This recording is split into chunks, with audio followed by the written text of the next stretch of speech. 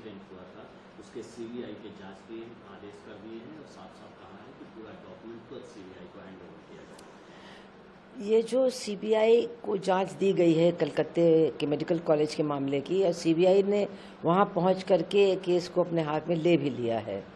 अब उसमें हम लोग को सबको उम्मीद है कि सच्चाई सामने आएगी, क्योंकि जो टीएमसी की सरकार है, ऐसा लगता है कि मेडिकल कॉलेज के जो हेड हैं उनके साथ ममता जी के बहुत अच्छे संबंध हैं। इसीलिए जब उन्होंने इस्तीफ़ा दिया इतने दिनों के बाद, तो 4 घंटे के अंदर उनको इससे भी बड़े मेडिकल कॉलेज का हेड बना दिया गया। तो ये निश्चित रूप से कई सवाल खड़े करता है। फिर जो कलकत्ता पुलिस ने उस समय किया कि जब उनको वो लाश मिली तो उन्होंने माँ बाप से कहा कि आपकी बेटी ने आत्महत्या कर ली है, जबकि कोई सवाल ही नहीं था, कोई मतलब ऐसी स्थिति में वो लाश नहीं थी कि ज़रा भी संदेह हो सकता था कि उसके साथ क्या हुआ है।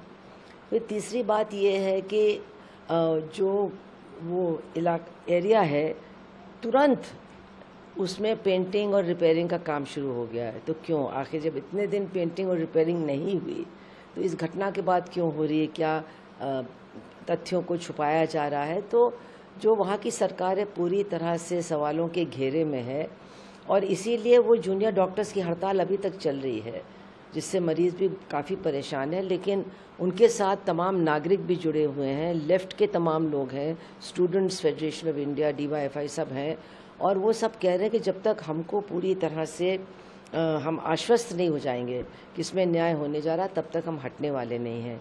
जो बच्ची मर गई, उसके जो पिता का इंटरव्यू आया है तो इतना दर्दनाक है।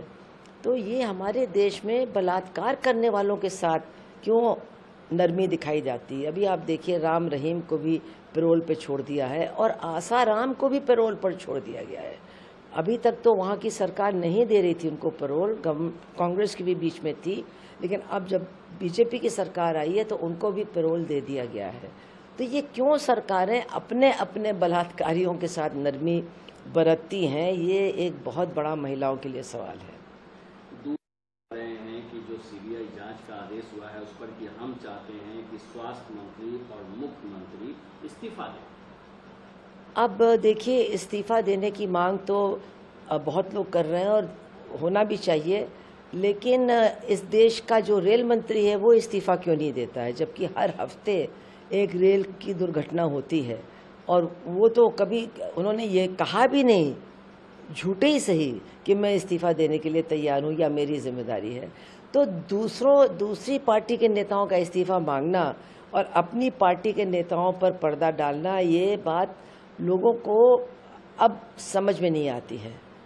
निश्चित रूप से अगर वहाँ ये सारी गड़बड़ियों को देखते हुए जो स्वास्थ्य मंत्री हैं या जिसने भी उस हेड ऑफ इंस्टीट्यूशन को 4 घंटे में दूसरी जगह नियुक्ति दे दी, निश्चित रूप से उनको माफ़ी मांगनी चाहिए, उनके ऊपर एक्शन होना चाहिए। ये भी होना चाहिए कि सीबीआई जांच के दायरे में भी उनको लाया जाना चाहिए। लेकिन जो लोग खुद अपने मंत्रियों से बार बार लगातार गलती करने पर इस्तीफ़ा नहीं मांगते हैं, वो दूसरों से किस मुंह से मांग रहे हैं, ये भी एक बड़ा सवाल है। और दूसरी